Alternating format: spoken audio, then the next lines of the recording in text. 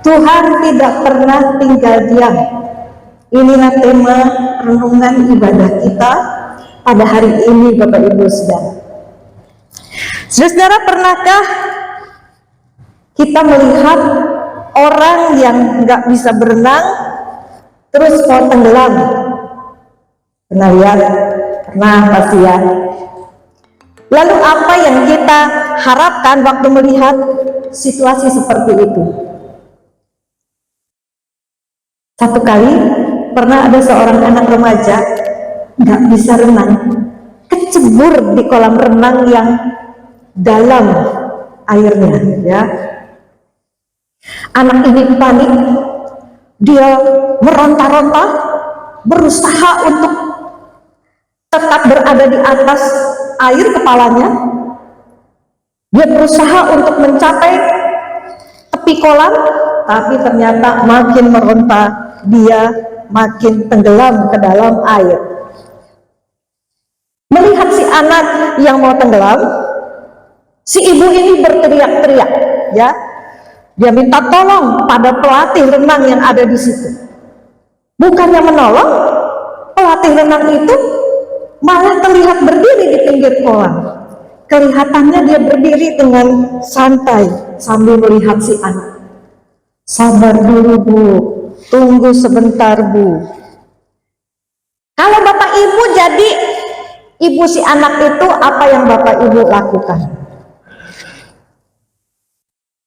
Jorokin aja si pelatih renang itu, ya. Jangan lupa maki-maki. Gaki ya ditolongi, wis megap-megap, emang konon ya. Pengen tenggelam kok malah diam saja. Begitu bukan Bapak Ibu? Bapak Ibu, saudara-saudara, banyak orang lepas kendali, banyak orang kecewa, bahkan memusuhi orang yang seharusnya bisa menolong dirinya, tetapi mereka hanya diam saja dan tidak berusaha untuk menolong. Berapa banyak orang yang kecewa misalnya pada rumah sakit ketika tidak segera menolong pasien yang berada dalam keadaan darurat. Kecelakaan di jalan, dibawa ke rumah sakit, didiemin aja ya, cuma ditaruh di IGD, nggak segera ditangani. Lalu orang yang kecewa itu menyanyi kemana-mana dan kemudian mulai memviralkan, RSA-nya jelek, pelayanannya nggak bagus, ya, mengecewakan, nggak ada hati nurani. Zaman sekarang kan serba viral, ya. Semua harus diviralkan, kalau enggak orang semena-mena, kira-kira seperti itu. Nah, bagaimana dengan Tuhan, Bapak Ibu Saudara?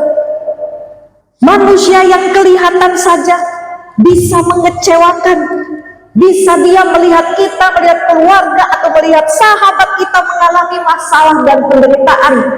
Apalagi Tuhan yang tidak kelihatan.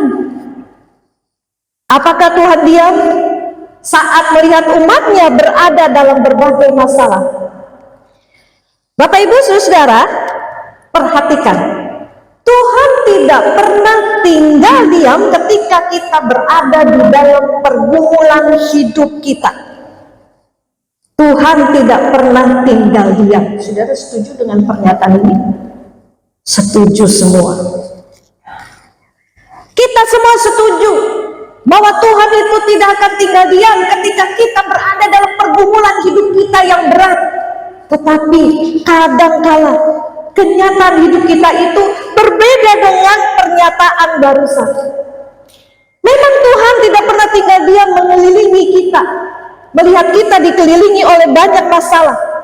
Tapi faktanya Tuhan itu seolah-olah diam, Tuhan itu seolah-olah gak peduli pada umatnya. Lalu apa yang harus kita lakukan tatkala kita merasakan Tuhan itu seolah diam? Bagaimana kita ini bisa tetap mengalami kehadiran Tuhan yang tidak pernah diam dalam pergumulan hidup umat? Mari kita belajar dari perkawinan di Kana. Bapak Ibu Saudara, saat Tuhan seolah diam, ingatlah prinsip pertama yang harus kita pegang, ya. Tetaplah percaya bahwa Tuhan tidak akan tinggal diam melihat kesusahan kita.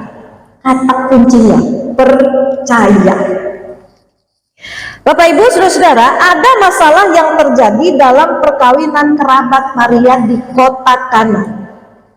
Pernikahan di zaman Yesus itu, ya, acaranya panjang dan lama, bisa sampai 1 minggu. Pengantin itu harus menyediakan makanan dan minuman yang berlimpah supaya tamu-tamu yang datang itu tidak kekurangan makanan dan minuman. Setelah berjalan beberapa hari, anggur pun mulai habis. Wah, ini celaka, saudara-saudara ya. Anggur itu sangat penting sekali dalam sebuah pesta. Tanpa anggur, pesta itu tidak akan bisa berjalan sebagaimana seharusnya. Lalu bagaimana mengatasi kekurangan anggur itu? Maria datang pada Yesus, lalu berkata, mereka kehabisan anggur. Saya mereka kehabisan anggur. Bapak Ibu Saudara-saudara, Maria memberi teladan kepada kita. Waktu susah, datang lapor sama Tuhan. Jangan cari manusia. Percuma, manusia belum tentu bisa menolong kita. Kalaupun berjanji untuk menolong, belum tentu bisa memenuhi janjinya. Manusia bisa mengecewakan, karena manusia itu terbatas. Setelah datang pada Tuhan, apa respon Tuhan? Yohanes 2 ayat yang keempat. Yesus berkata kepada Maria, mau apakah engkau daripadaku, Ibu? Saatku belum tiba.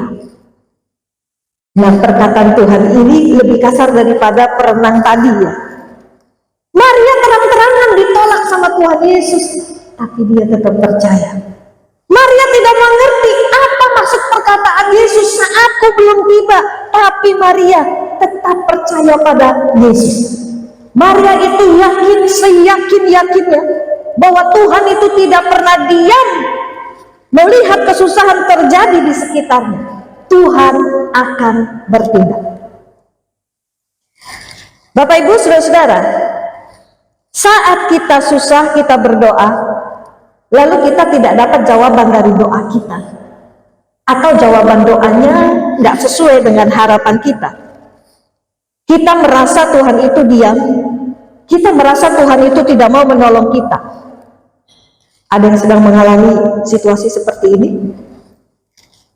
Firman Tuhan mengingatkan kita, tetaplah percaya bahwa Tuhan tidak akan tinggal diam ketika kita berseru memohon pertolongannya. Jangan seperti orang Israel yang bolak-balik tidak percaya kepada Tuhan. Butuh makanan, bukannya berdoa dan percaya, malah marah-marah. Butuh minuman, butuh air untuk minum, bukannya percaya malah bersungut-sungut. Kepingin makan daging, kan tinggal bilang sama Tuhan, Tuhan saya pengen makan daging, tapi malah bersungut-sungut, lalu berpikir jahat dan jelek tentang Tuhan. Akhirnya yang diperoleh mereka bukan berkat, tapi apa? Hukuman. Bapak Ibu Saudara, Tuhan itu tidak pernah tinggal diam. Tuhan itu tidak pernah mengulur waktu untuk menolong kita, anak-anaknya. Kita melihat Lukas 18 ayat yang ke-7, di situ dikatakan, tidakkah Allah akan membenarkan orang-orang pilihannya yang siang malam berseru kepadanya, dan adakah ia mengulur-ulur waktu sebelum menolong mereka?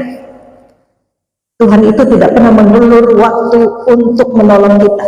Tapi ingat Bapak Ibu Saudara, Tuhan itu harus bekerja sesuai dengan waktunya. Waktunya, bukan waktu kita. Kenapa sih si pelatih renang tadi tidak segera menolong anak remaja itu? Namanya juga anak remaja ya, badannya sudah besar. Kalau anak-anak kecil gampang ditolongnya. Kalau dia terus meronta, tanpa sadar dia juga membahayakan keselamatan jiwa si penolongnya. Jadi memang harus tunggu waktu, dia lebih lemas ya, sudah tidak lagi meronta, baru bisa turun untuk menolong anak yang akan tenggelam itu. Jadi Bapak Ibu Saudara-saudara, tetaplah percaya ketika doa-doa kita itu belum dijawab atau tidak dijawab sesuai dengan harapan kita. Percayalah Tuhan tidak akan tinggal diam. Kalau kita percaya Tuhan kita diam, apalagi sampai percaya Tuhan kita itu mati, hidup kita ini nggak punya harapan lagi. Semangat hidup kita akan hilang. Kita juga mungkin akan kehilangan iman. Nah, itu yang dialami Nietzsche, seorang teolog dari Eropa. Dia lihat ya, di sekitarnya banyak sekali orang-orang yang menderita. Masa itu kan masa-masa perang dunia kedua ya, masa Nietzsche hidup. Orang-orang menderita. Lalu mereka dilihat Nietzsche tidak mendapat pertolongan. Nietzsche marah kepada Tuhan dan dia anggap Tuhan itu mati, Tuhan itu tidak bisa berbuat apa-apa. Akhirnya dia pun menciptakan teologi Allah yang mati. Sayang sekali, seorang teolog belajar Alkitab tapi imannya tidak bertumbuh saat mengalami berbagai macam kesulitan dan penderitaan hidup. Jagalah kepercayaan kita Bapak Ibu Saudara, berjuanglah untuk tetap percaya sekalipun masalah kita tidak ada harapan dan jalan keluarnya. Saya ingin mengajak kita melihat Habakuk 3 ayat 17. Di situ dikatakan sekalipun pohon ara tidak berbunga, pohon anggur tidak berbuah, hasil pohon zaitun mengecewakan, sekalipun ladang-ladang tidak menghasilkan bahan makanan, kambing domba terhalau dari kurungan, dan tidak ada lembu sapi dalam kandang. Situasi yang dihadapi Habakuk saat mereka, Habakuk dan orang Israel, dijajah oleh bangsa lain, sangat mengecewakan sekali. Tidak ada harapan. Apa yang bisa mereka pertahankan dalam hidup mereka? Makanan saja sulit didapat.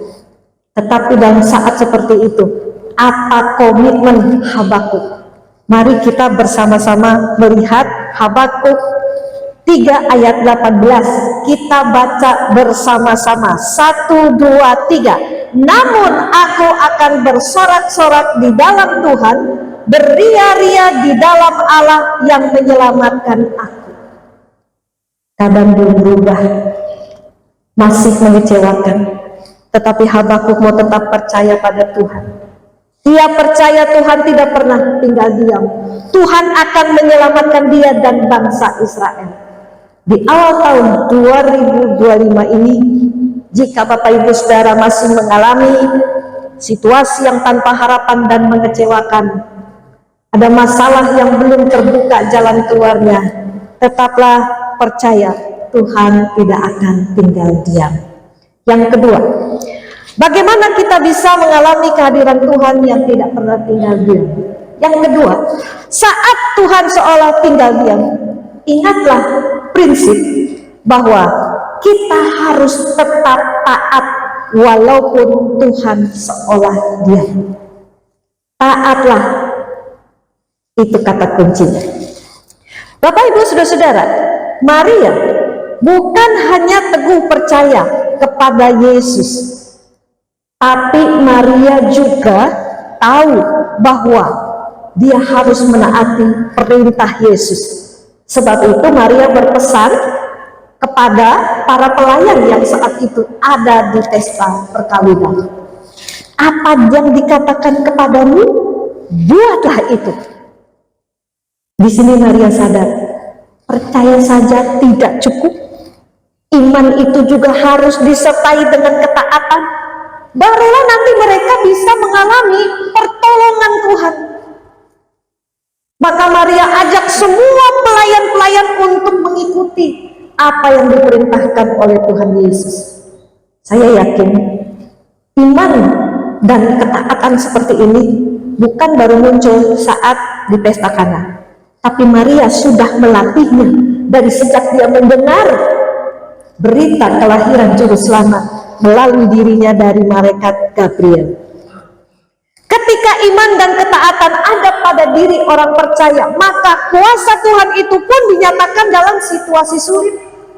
Atas perintah Tuhan, tempayan air diisi, lalu dicedok, airnya dibawa ke pemimpin pesta yang tidak tahu dari mana itu air berasal. Dan ketika air itu dicicip, sudah berubah menjadi anggur. Bukan anggur yang asam, bukan anggur abal-abal, tapi anggur yang terbaik dari semua yang baik. Bapak Ibu Saudara, apakah kita ingin melihat pertolongan Tuhan terjadi atas kehidupan kita? Percaya dan jangan lupa tetap taat. Kita berdoa, tapi kita tetap khawatir. Itu berarti kita tidak percaya.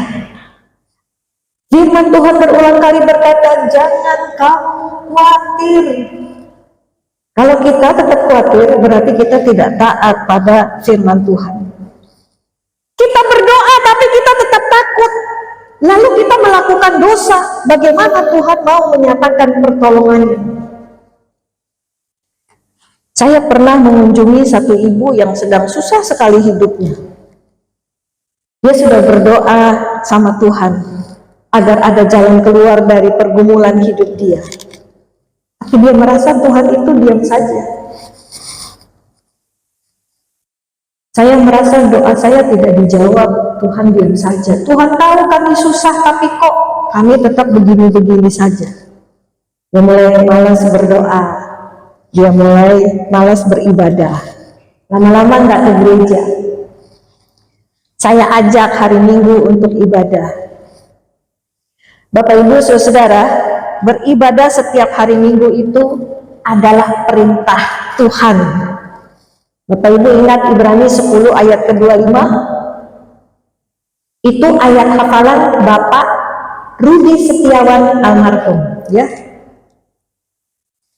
Ayat yang mengajak kita untuk beribadah. Ayo kita baca bersama-sama. Ibrani 10 ayat 25. 1, 2, 3.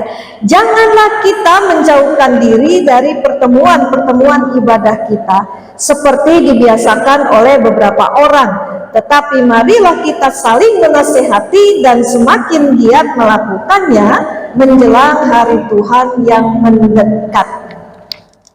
Hari Minggu itu adalah hari saat kita bertemu Tuhan di rumahnya, bertemu dengan saudara-saudara seiman. Saya bilang sama ibu itu, ayo Bu, ibadah, pergi ke gereja, supaya iman kita kuat. Dia bilang, ya nanti saya pergi. Tapi waktu hari Minggu saya tunggu di gereja, nggak datang.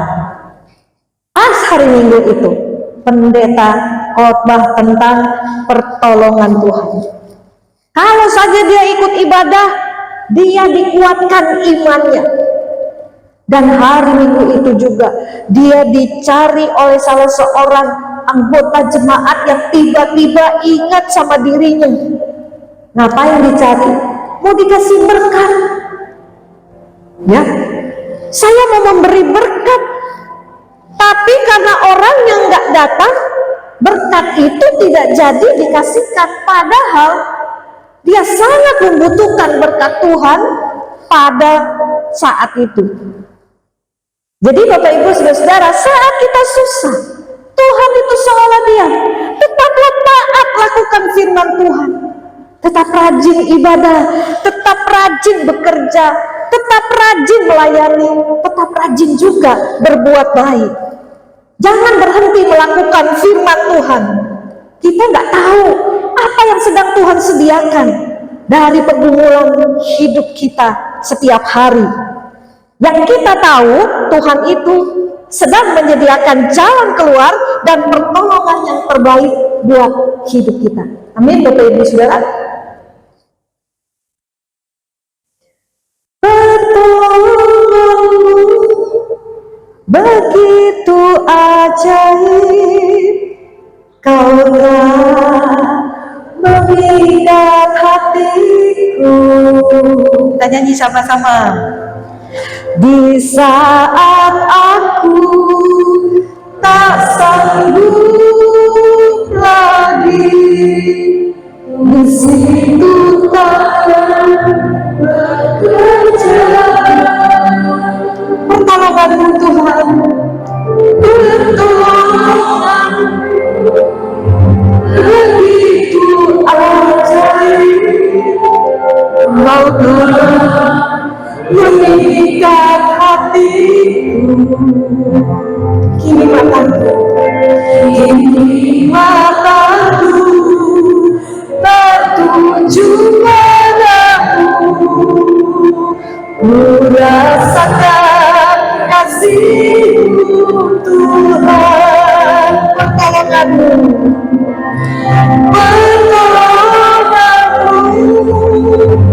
begitu ajaib. Kau telah mengikat hatiku. Di saat aku Tuhan, di saat aku tak sanggup lagi, di situ tangan bekerja.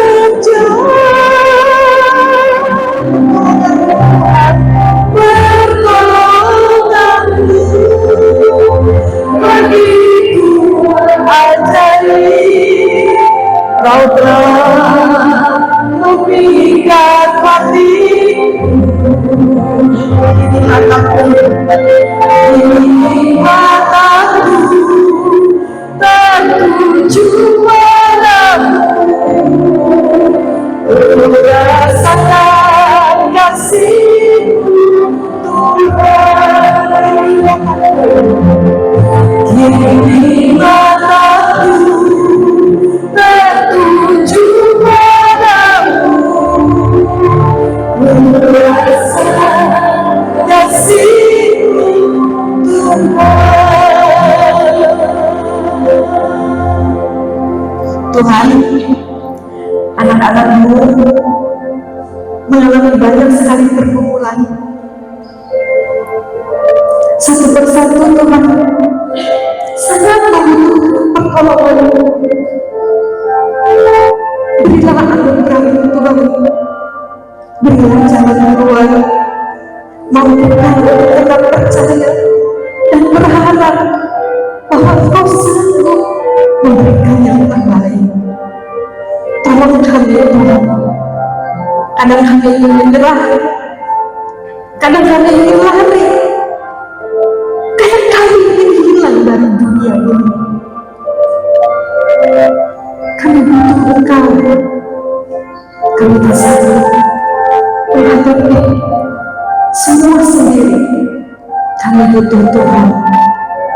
Kuatkan kami, mampukan kami menghadapi setiap persoalan ini bersama dengan Tuhan yang tidak pernah tinggal diam. Terima kasih Tuhan buat kehadiran-Mu atas hidup kami.